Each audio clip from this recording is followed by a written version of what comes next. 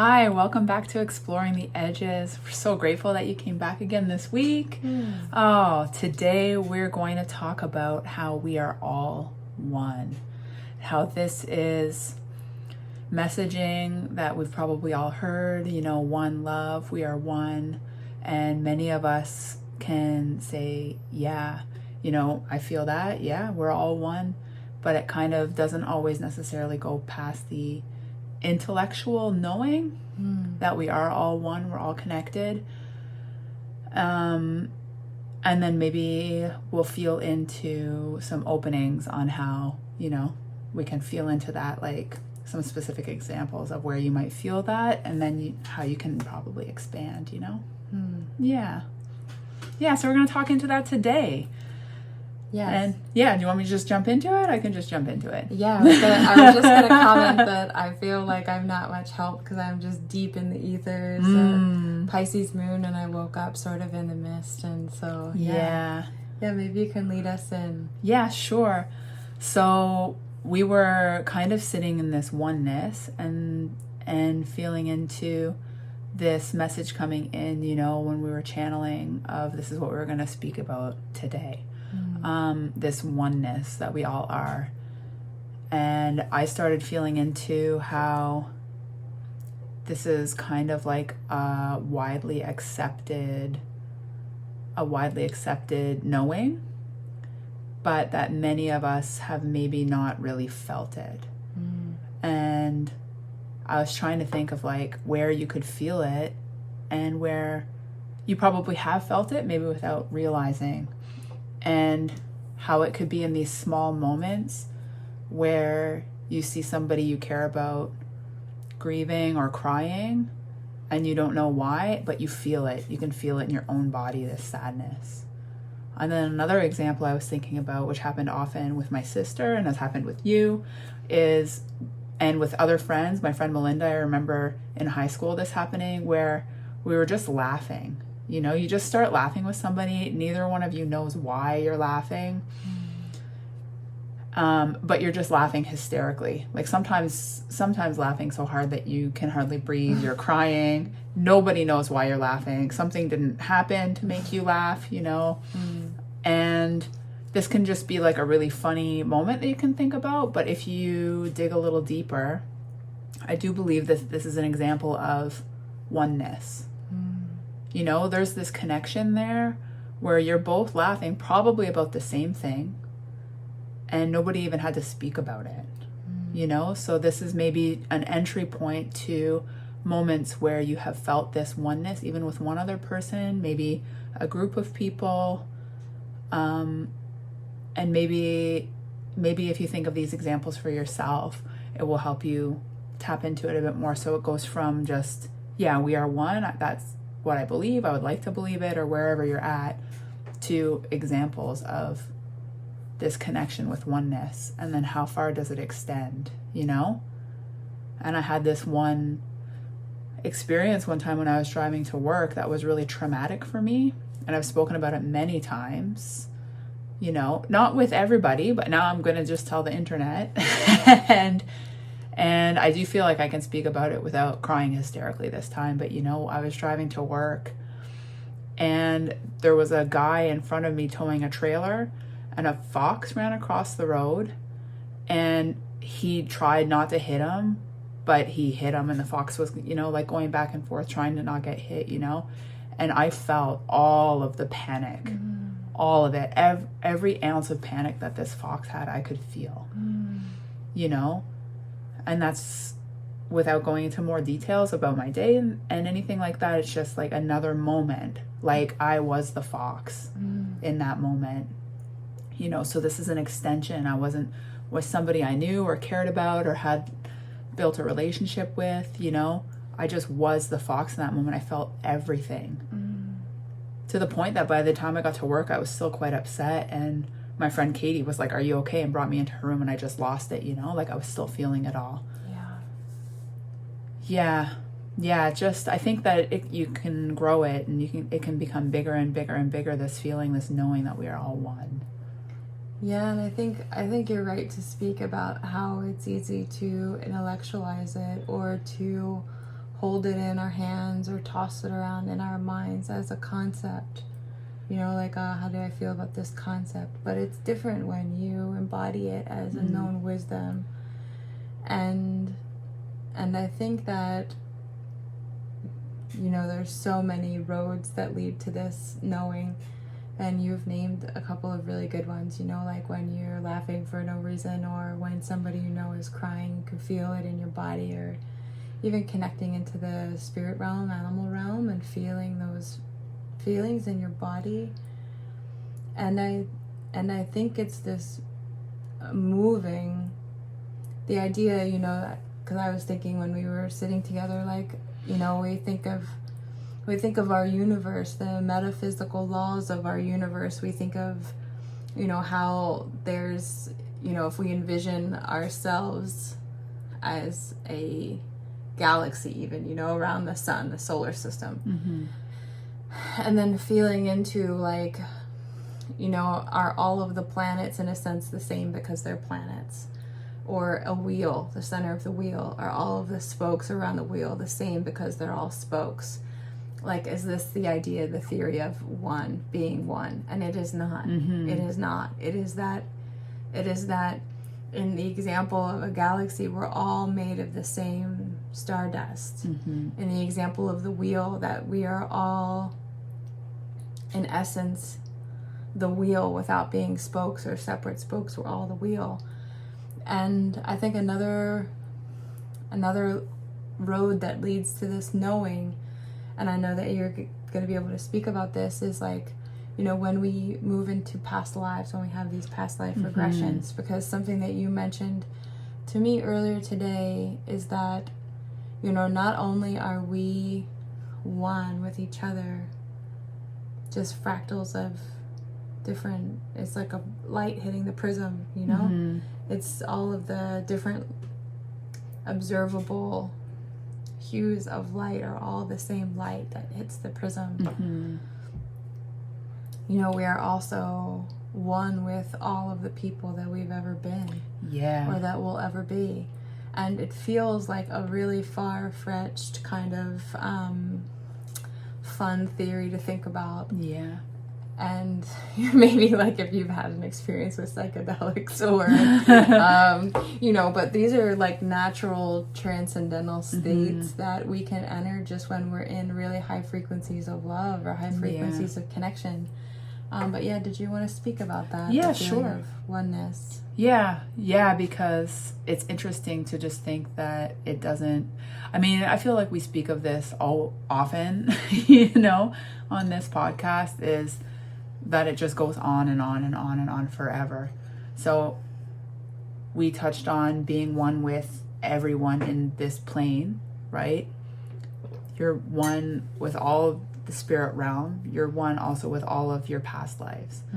And I guess by extension, I'm also one with all of your past lives, and all, you know, it just goes on forever. So we're not going to go, I don't think, that deep today, but it's just sort of sitting fresh, because yesterday we sat, you know, to kind of like sit and see if we were going to record yesterday, what we were going to speak about. A little bit came in, but not all the way, and ended up doing like a past life regression, which was not planned. And, you know, just being in the energy and being in the frequencies, we don't take anything. Sometimes it just happens. I didn't expect it to happen. I wasn't like feeling weird feelings or anything. Like sometimes you feel like, I need to clear something, or why am I feeling this way? Yeah, but it is, and I don't mean to interrupt you, but it is through like your own courageous questioning, you know, because we're sitting in this energy of the podcast, and we're saying like, you know, like, okay, does this serve us? Is this still aligned with our greatest good? Is this for the greatest good of the collective, you know? And it takes courage, even in your work, even in work that you enjoy, to ask these questions. And it's through the courage of your questioning. And I think you did have the courage to ask, like, oh, am I afraid of success, you know? Like, am I afraid of success? Yeah, because we had pulled a card about how, and we've been pulling similar cards about how we're just on the cusp we're on the cusp of something coming in or taking off, and maybe the podcast will blow up, or maybe we'll meet somebody or whatever. We don't know. And we had pulled a card again because we were getting sort of different mixed messaging last week. You weren't really sure if it was for you, but you continued. We'd sign up to do this together. This week it was me. And it was just interesting. So we were sitting in this, and yeah, I did ask, am I afraid of success? No. Am I afraid of failure? No.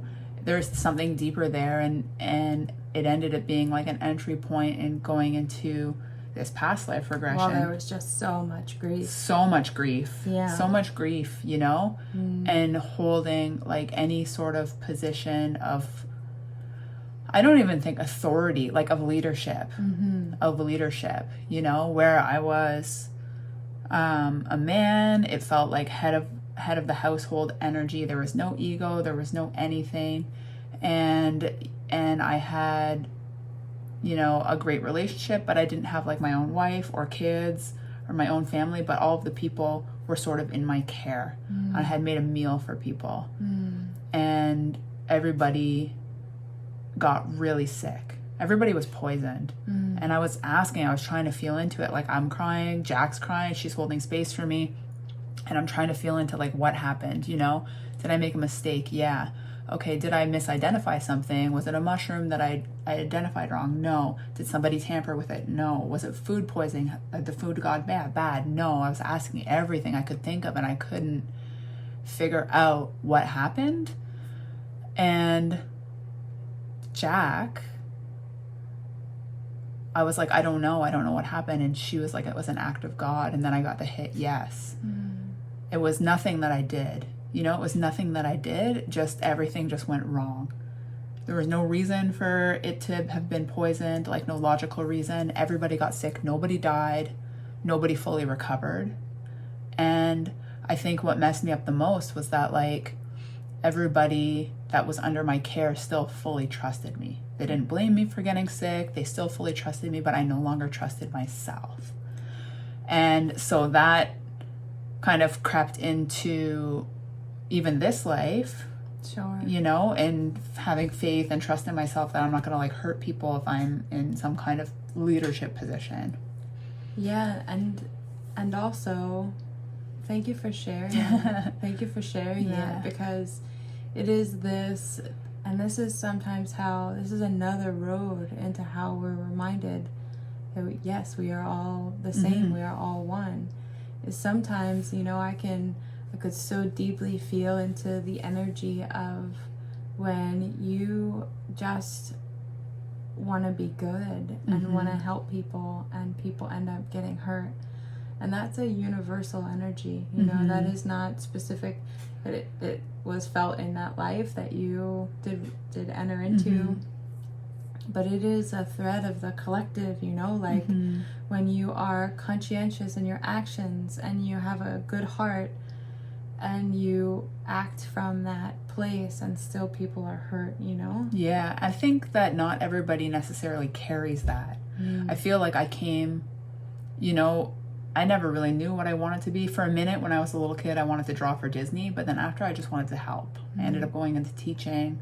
I just wanted to help. I didn't want to be a nurse. I didn't want to be a teacher. I didn't want to be a specific thing. I just wanted to help. But I think that I did carry this from not even this lifetime. I think lifetimes since, maybe lifetimes before, And I do think that there are people walking in this life who just want to help, and they're doing it. And maybe it will be a lesson for them that people get hurt, and maybe it won't. But I don't think that everybody's necessarily pre-carrying it. I think some people are.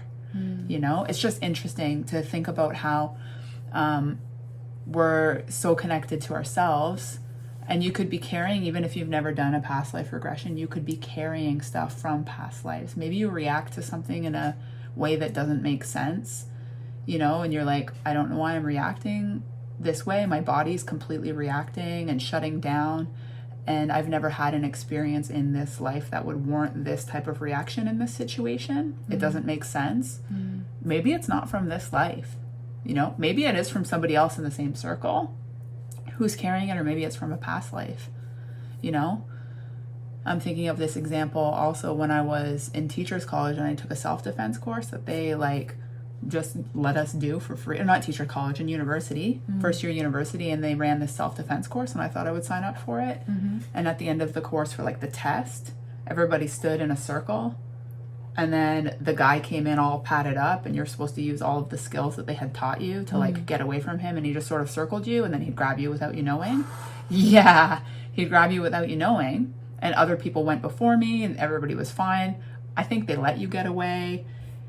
You know, but like when I was in that situation, I was like in that situation, like it was happening, and he grabbed me and I got away, and then I like broke down. Oh, yeah. I was like shaking, my whole body was shaking. I was really, really upset.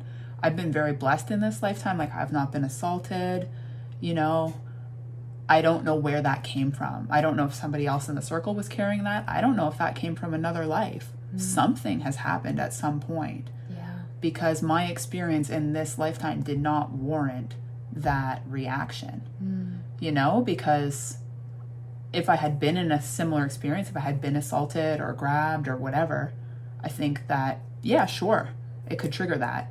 Sometimes I think you're triggered from other lifetimes and you don't realize it, you know? So just something to feel into, like if you had experiences like that, any of the viewers have had experiences like that, or the listeners, you know, it's just another connection. It's just another connection. You have experienced it in some way, whether it's because somebody else who's standing with you has experienced it and now you are them, or another lifetime, you know. It's just, just another thing to feel into maybe. Yeah, and I think that it's so easy for us to get trapped in the divisive narratives, you know, like we forget that, like, yes, of course, we're all one. We have the same breath, you know? Like this morning I was reading Mary Oliver. Yeah. Like, you know, it's so easy for us to forget that, yes, of course, we're all experiencing similar lenses. Yeah, and to just even feel into, like, whether the human consciousness is just the lens, you know? Like, it's so interesting as we start to step back from what we believe about the natural world, because yes, of course, you know, I've asked, we've talked before about like, you know, speaking with trees and you know, your experience with the fox, and I've had those experiences also. You know? I talked about the spider mom I saw with her nested eggs, and I could feel her. Yeah, and even the experience that we had recently with the dragonfly nymph, you know, like this real felt connection that it is all the same. And I think sometimes it does take sort of a out-of-body experience to really break the cast of the mold that's around us, you know? And sometimes those out-of-body experiences happen in healing environments or with plant medicine or different psychedelics or breathwork. You know, like all of these altered states of consciousness. But it's profound, you know, the similarity there, that when people do enter any of these altered states of consciousness, the thing that they know after that interaction or that event, after it splits and ruptures, the mold breaks, the thing that they know is that we're all connected, we're all one. And so it almost feels like and I'm glad that you've laid the groundwork here, you know. And one of the stories that you spoke about earlier today was, you know, that time we were just sitting and meditating, and then we both did start speaking light language to each other. I think we were doing breath work, and I had never spoken light language before. We're just giggling and laughing, and I had no idea what you were saying. You didn't know what I was saying. At one point, I did have an awareness that I was saying, like, oh my God, I'm so hot right now. But it was something else was coming out, and we were just laughing hysterically. It came out of nowhere. But there was this understanding, you know. I wasn't saying something and you were in a serious mode. We were very connected in that moment, you know. And it is interesting, you know, like, we won't go too far down the path of like why it's important for us to continue believing that we're not the same, that we're not one. But I do think that, you know, all of the examples that you've given, and then, you know, even like when you think of somebody and then they message you, you know, like everything is connected in ways that, that we just cannot yet fully understand in our current level of consciousness. Yeah. And I don't know, is there anything else that you want to speak about? Yeah, I don't know, for some reason, you know, when you're talking about this and not going too far deep, I'm feeling that as much as we all are one, we are all also sovereign. And I feel like we're just all deeply connected. You know, we're all made from the same stardust. We're all deeply connected. I could go for a run and you're not maybe going to have the urge to go for a run because you're not me, you know, but I just feel like it's maybe there's you know, like there's just this subtle, I don't even know the word, you know, you're a sovereign being. We're all one. Like everything that you do affects somebody else. Like if I sit here and I eat a bag of chips, you know, I'm affecting all of my cells. In the same way that, like, if I sit here and I'm in a bad mood, I'm not only affecting myself, I'm affecting, quote unquote, all of my cells. You know, like you're going to feel it, Rafiki's going to feel it, the plants are going to feel it, it's going to extend to outside. Like your vibration that you put out, this is where we're all one, you know? Like if I eat a bag of chips, it might not affect you specifically, you know, in your body. But I just think, like, you know, I don't know where it's coming from. I do, you know, there's a sovereignty, but also a connection all at the same time. Yeah, I was just thinking, but even from a biological, evolutionary standpoint, you eating a bag of chips does affect me. Yeah. If we consider our species biologically. Yeah. In terms of evolution. Well, yeah, and then, like, also, like, what happens to the bag? It goes in, it's never gonna decompose because it's plastic. It's just gonna get smaller and smaller and smaller. Like everything that you do is connected. Bag is in breast milk. It's connected to everything 9 months else. From now. Yeah, it's wild. Well, this is maybe a good entry point into, because you were speaking this morning about, you know, the collective, and how this is another one of those sort of abstract concepts that we try to, and we've talked about it a lot on the podcast. Yeah. But yeah, the way that you were speaking about it this morning, I feel like, you know, this is another path, like when we recognize that we're all one. Yeah, this is what I was thinking about right now. It's just that you can be sovereign self, and you can, you know, pray for yourself, and you can pray, I think you can pray for the collective. You know, when we spoke about Dunumba, when we came back from drum camp, and how I wasn't sure if I was going to dance, and then I asked, and I was like, oh, okay, I am going to dance. Oh, okay, I'm dancing for the collective. I'm doing this healing, medicinal dance for the collective.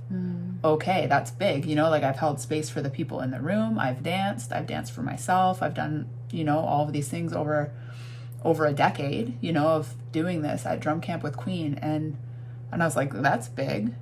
But it's almost like you can do it because you are the collective. Yeah. You know, and I think that everything is an evolution, and I think in that moment, like, I was the collective. Like, some people were talking to me, I was in a completely different state. You were in an altered state. I was in an altered state of consciousness completely, and I was very focused and very like, and I think, you know, it's like when we speak about everyone being a healer. And I think that you can help people if you're in a place where you're not feeling this connection and you're not able to, for lack of a better word, tap into it, right? In that same way, in the moment where, you know, I felt like I was the fox, I felt every ounce of panic. And you can pray for somebody that you care about. But when you can, like, really connect with them in the same way that, like, we sit and we don't say, like, what do we want to talk about today? Like, what would benefit the one person who listens, or the 100 people who listen today, or the 1,000,000 people, you know, one day maybe that will listen? What's going to benefit them? And you tap into it. You know, like, You don't even have to always know the answers. Like when I was dancing, I didn't know that if I was dancing for A, B, and C. It was just for the collective, to benefit the collective, for the healing of the collective. But tapping into that energy sort of, I feel like, just like elevates it a little bit and puts you into a different state. Not necessarily better or worse either way.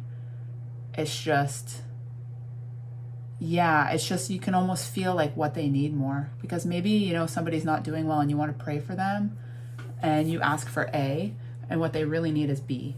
A will help. But when you can like really tap into them and go, this is what they need, then I don't know. I'm just sort of like, I'm still like feeling around in all of it. This is exploring the edges we're exploring, but because this is sort of, we don't talk about this every day. This is really our first time sitting down and having this conversation. So I'm just sort of feeling into that, that I feel like there's a shift that can happen where you're doing your own thing, but like also the collective at the same time, or everybody else and everything at the same time. I don't know. It's a wild, wild, wild ride. Yeah. You feel anything for that? I'm not really sure. Yeah, it's interesting. Like, I think it's such a change. I think like I'm just feeling into the space that I'm in now, right? And like this present state that I'm in, where I'm a bit detached from reality, reality as the mass, as most people are living it. I'm a bit detached from that, not just in this moment, but in this phase of my life. And I'm just thinking about how maybe it's not very common for people to have these sustained, progressive, guiding shifts in consciousness, the way that I've experienced on my path. And maybe it is common, and everybody's walking it and not speaking about it. But as I'm just listening to you speak, and I'm putting on my someone else hat,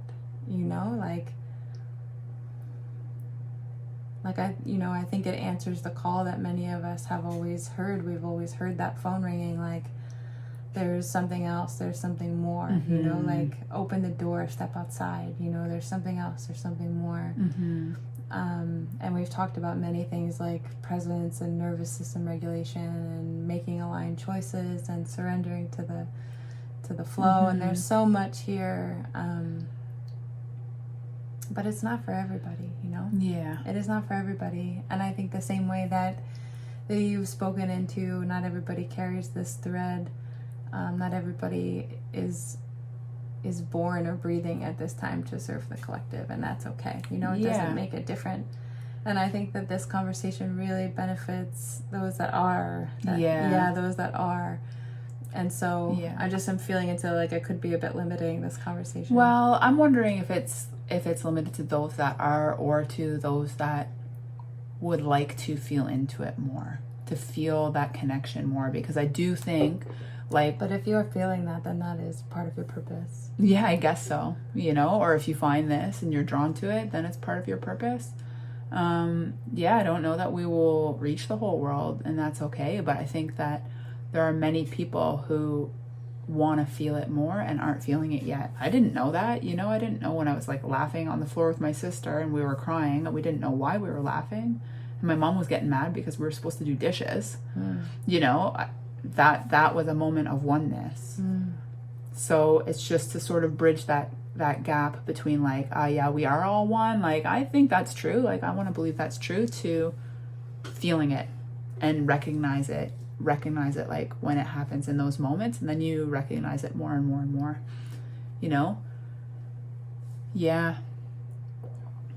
just interesting to think about, I think, some of the things that you were going to speak into, and feeling, like this oneness and this, but there's also this sovereignty, and how we're making choices now that there's still. Yeah, and I guess before we step into that next space that we wanted to talk about, maybe it's just important to mention before we move on, about this. You said to me this morning that maybe if people are limiting potentially their awareness to just their own lived experience, maybe some of their deeper emotions maybe don't make sense. You had said that like maybe somebody's had like a really privileged, sort of joyful, easy, loving life, and they have this deep sorrow, or they have this deep rage, this deep regret. And just opening space, like maybe it's from the collective, or maybe it's from a past life, that it's not always the same. And before we move into the next piece, I just wanted to sort of speak about forgiveness, because I think that this is the thread that carries the grace. Sometimes when I'm in an altered state of consciousness, or I'm in a transcendental state, when I'm accessing past lives, when I'm working, we always sort of, I think for myself personally, I always sort of come to this point, even if I've exposed the grief, and now what? Or I've exposed the rage, and now what? Or we've gotten to, okay, this is the past life, this is the lived, this is what you're still holding. Can we release it? Okay, now what? And the answer to now what is always forgiveness. And sometimes, like in your example from yesterday, like, we're forgiving you, you're forgiving yourself. Yeah, and sometimes I have done it a few times where there's even a piece of me that, it says the words like, I forgive you, and then wants to follow them with like, but you didn't do anything wrong. Like this man who was just feeding everybody, did his due diligence, it wasn't anything that he did, it was an act of God. But what happened was, like, all of the light that he had and the trust that he had in himself and the confidence, like, that was all gone after that moment. Like the community still trusted him, he didn't trust himself, he wasn't as playful, he didn't have that light in him, and that's what needed the forgiveness, like, was the shutting down. Yeah, but then the next thing that came out of my mouth in that moment, and even right now, I'm thinking, and he didn't trust in God. God being self. It is the same thing. It's the same. It extends all the way. It does. It's not limited to we're all one, all people are one. Or people and animals, or people and animals and trees. It's everything. There's this other God, that's separate from the one that we are. We are all divine. So in that moment, I could feel that man, not only did he, you're viewing it through the lens of he did not trust himself, but I was viewing it through the lens of he no longer trusted in God. The universal force that animates and breathes and loves us all. And so sometimes who we're forgiving, it's not just ourselves, or, it's sometimes it is God. The whole universal principle is what we need to forgive. And sometimes it's others, sometimes it's ourselves, and sometimes it's the universal principle of all things. But it is always forgiveness, when you find the bottom. It is always forgiveness. And this is sort of another way into the oneness, because sometimes, even in a very small example, when Jen and I are deep in the work, maybe, Jen, you can't find forgiveness for yourself in that moment. And then I say, okay, what if I had done it? And then it's a way to tap into that deep forgiveness. And so this has been really important on my own healing journey, because I've had to forgive a lot of things. And sometimes it's easier to forgive others, sometimes it's easier to forgive self, but it's the same thing. Because it's a manifestation of the same thing. And so it's, it helps us recognize that there's not a separation. I guess that's sort of tough. I think some things that are just felt experiences, felt embodied wisdom, is hard to put language to, especially the English language, I think it's just, something to feel into. something to feel into, especially if you're, you know, you feel like there's no reason for you to feel like a sadness or a whatever, you know, because I think it's really easy to, and we're not doctors, we're not here to diagnose anybody. It's just something to feel into, is that like, it's really easy to label it like depression. You know, everything in my life is going well, but I'm so sad all the time. And I don't know why. Well, again, maybe it's collective, maybe it's a past life, maybe it's something, and maybe it's just like another avenue to explore. You know, if you need help, if you need medication, like, you do what's right for you.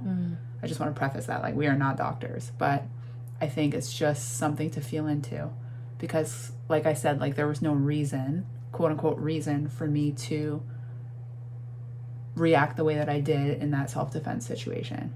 There's no reason for it based on my lived experience in this lifetime.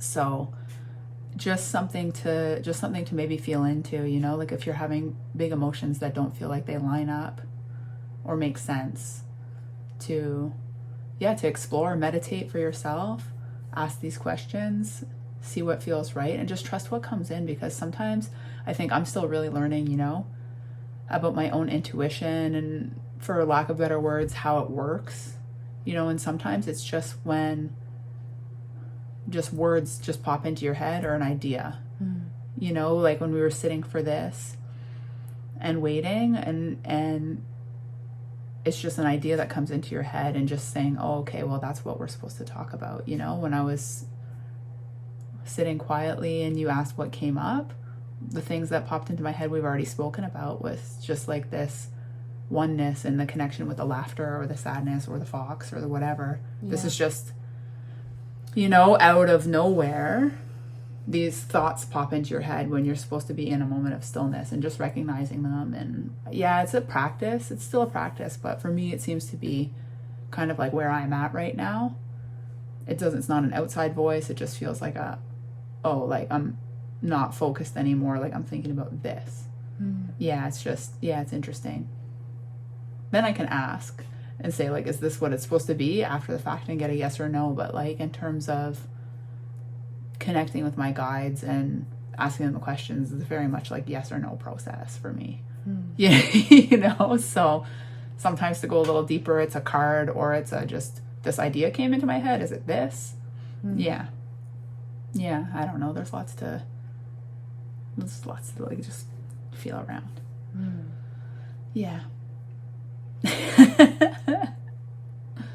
So it's just worth asking, I think. Asking yourself. Or going with somebody.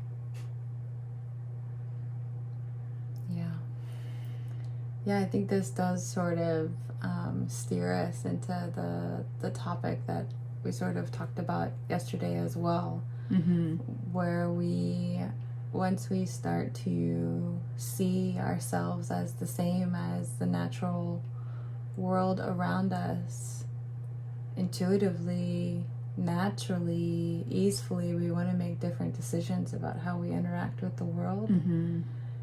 And I think that this topic of right relationship comes up for me a lot. And just first acknowledging that it's just still a teaching and a learning, that I'm not living in right relationship as I could be, and just continuously being shown different teachings and having different awarenesses presented, and so I just wanted to speak into this topic of right relationship.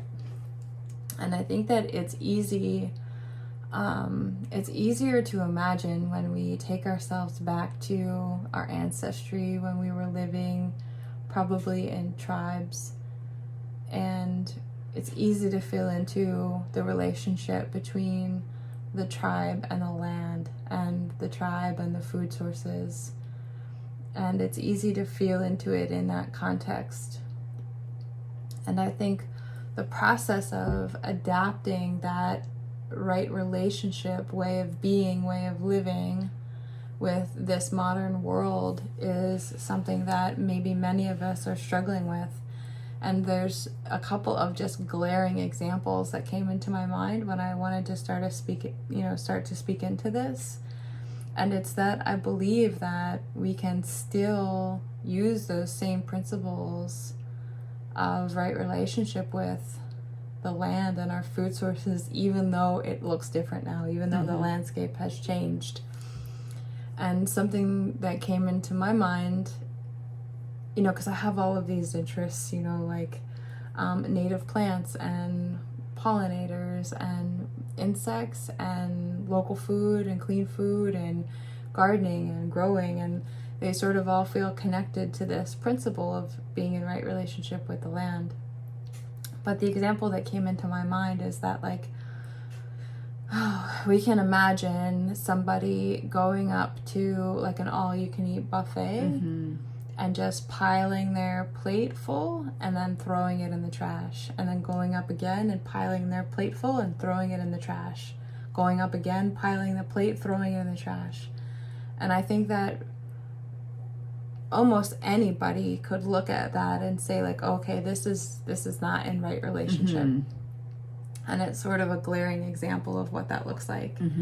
And maybe part of my gift, my blessing, also part of my curse, is that I can see that all the way down at the you know, the micro level. And it's been part of the reason that I've really struggled to be in my embodiment in my life, is because I was not living in right relationship, you know, and I did know it. And so, you know, sort of holding this example, like, we know that you cannot pile your plate up and then throw it in the trash. And this is a really easy example to feel into.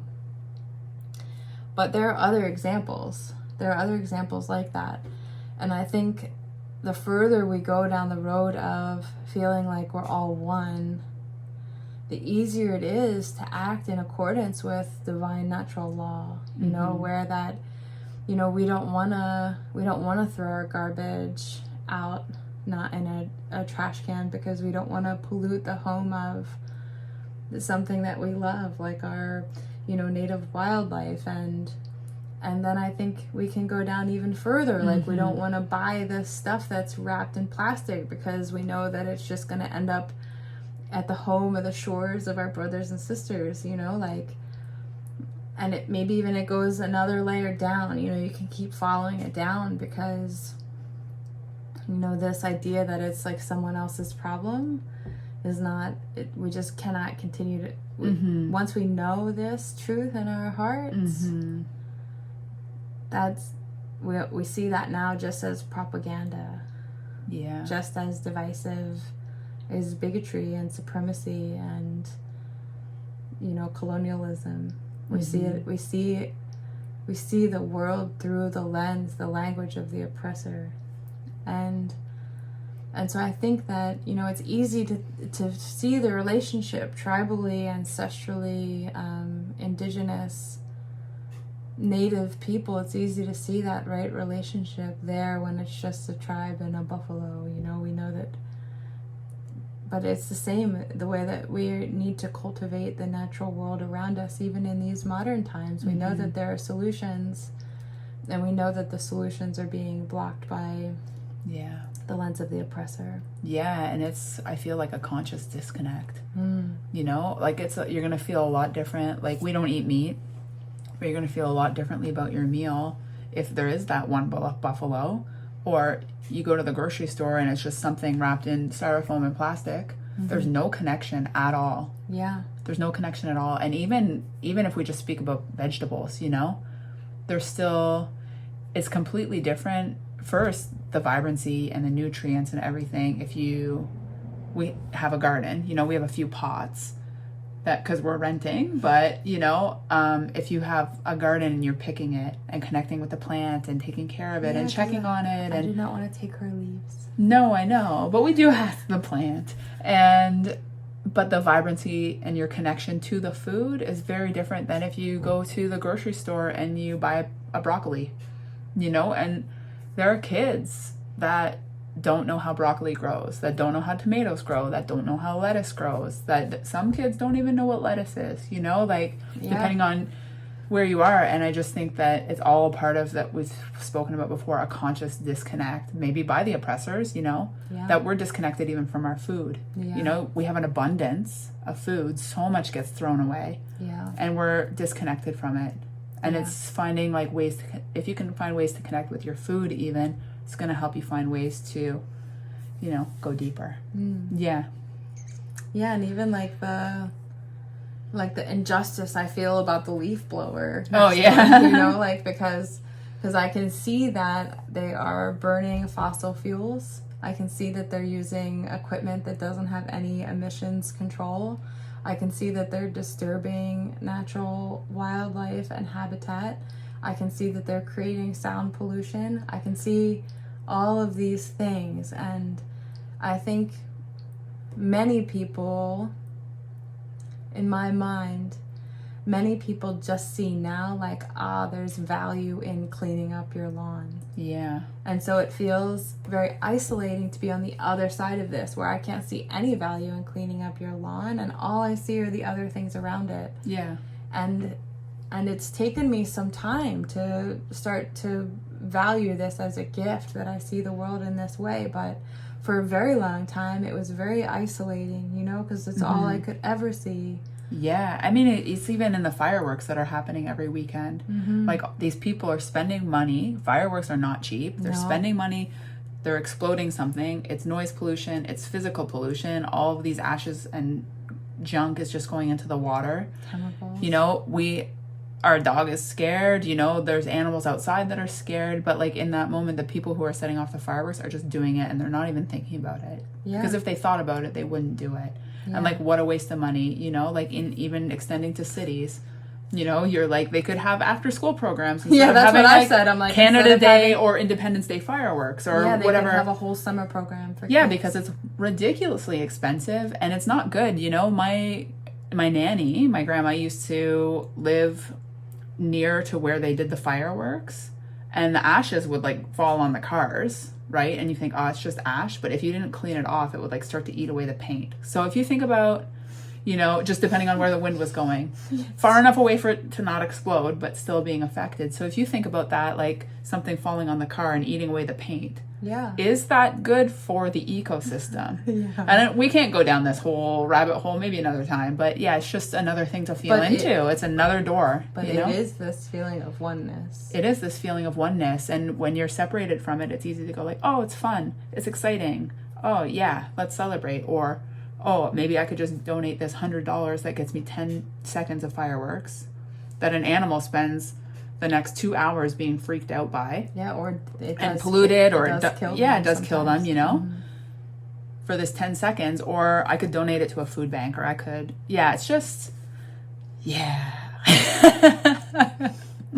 but I'm all worked up now, but it is part of the path of embodying that wisdom, because, you know, we start to think about like bycatch and overforesting and all of these petrochemicals and microplastics and agricultural runoff. Like, we could just keep going and going and going, and I do think that before you've adopted this real felt true wisdom, that it's all the same, it's all just one thing, it's easy to exploit, because it's something else. It's easy to just disconnect yourself even further. I don't even think some people are doing it on purpose. Like, I don't think that the people blowing leaves or the people, you know, setting off fireworks are going like, I don't care if it, you know, messes up the environment. I don't think that they have that necessarily. Some might not care, but I think some are just doing it, and there's like they're not even aware. You know? But I mean, we live in a time of radical information, you know, like information is available at every turn, you know, like to I don't know, Jenna. I just think that there's some responsibility to ignorance at this point. I do think there's responsibility, but I do think that they're just unaware. Yeah, but I don't care. Yeah, but this is my feeling. Yeah. I think that ignorance is negligence at this time in our lives. You know, when we have alternatives. Yeah. Yeah. You know, like, we're not living in a time where doctors are advertising cigarettes anymore. Like, everybody knows cigarettes are bad. If you're smoking a cigarette, you know it's bad for you. And there's addiction and other things that play into it. Knows but, you know, that leaf blowers are bad. Sure. But, you know, like, it's a choice. Yeah. I think everybody knows fireworks are bad. Everybody knows that ultra-processed meats are bad. Yeah. Everybody knows. Yeah. Everybody knows fast food is bad. Everybody knows fast fashion is bad. Mm-hmm. Everybody knows that plastic is bad. Mm-hmm. Yeah, sure. And this is now it seems like, in my opinion, it is negligence now. Yeah. Yeah, but I want that t-shirt that's only $3. How can you know? Yeah. It has a cost. Somebody else just paid it for you. Yeah. Anyhow. On that note. Anyhow. Let's just have a quick look. All right. I do think that's it. Yeah. Yeah, so lots to think about. I have one more thing to say. So I think that, as I spoke earlier, like, you know, maybe not everybody is feeling as sensitive towards the energy of the collective because they are not meant to work with the collective in this life. You know, however we're being called, like, my compass, my soul's direction has always been that of a truth seeker, of a spiritual seeker, you know, like maybe your soul direction has always been that of an empathetic leader, always. And we can tune into this soul direction through, you know, there's so many affirming methods like astrology and natal charts and human design and Sabian symbols and numerology, and there's all of these sort of like supporting ways in. But the thing that we cannot deny is our heart desire, you know, because even as a little girl, like, I didn't want the worms to be bait. You know, I did not want the worms to be bait, even as a child, and so I think that we can start to recognize. We talk about heart desires a lot, but these are the aligning. You know, as a small child, I was studying world religion. You know, like, this is what I was interested in when I was 8. Yeah, theology, and so we can start to just let this be the thing that aligns us, because I've always been interested in exploring what's beyond the veil, this spiritual connection of all things being one, right? Ecosystems. I was really interested in rain cycles, like the water cycle as a kid. This is the stuff that, like, blew my mind, right? And so all of us are going to be drawn to different things. Yeah. And that is okay. It's so important. It's so uniquely, divinely organized, such that all of us are bringing our own lights in.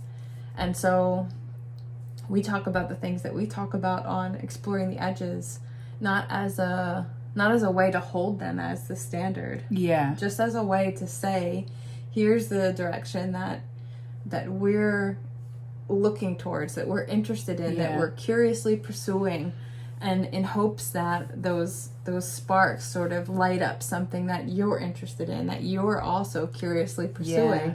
And it doesn't have to be spiritual, it doesn't have to be connected to the one. Maybe it just opens that one door for you to wherever it leads. Yeah, and so I just wanted to acknowledge that all of us are here on very unique missions, you know, that we are not here on the same mission. There's not one way, there's not a top, there's not an ascension path that's the right path. Not even everybody in this life is interested in ascension or studying the idea of ascension. It's just something that I've always been drawn towards. Yeah. Yeah, I don't love locomotives, you know? Some kids love trains, and that's great. Yeah. You know, it's the all-water cycle, you know? Yeah. Yeah. Yeah. Thanks for sharing. Yeah, so I wrote it down. It's important. Yeah. Yeah, well, thanks for leading that conversation, Jen, because thank you. Today I was underwater. Yeah, you do it really well. It's hard. So for everybody who made it past like the first 3 minutes of the podcast where I was tripping over my words and stumbling, thanks for sticking with us. You did good. Yeah, thank you. It's not easy, but we appreciate you guys so much. Yeah, leave a comment. Let us know how you're doing. Send an email. Yeah. Let us know if any of this served, if any of it helped. Did it give you a little window in? Where's your window? Yeah, sending so much love, friends. So much love. What a joy it is to be this curious. Yeah. Oh, I'm so grateful. Okay, we'll see you guys next week. See you next week. Goodbye. Bye.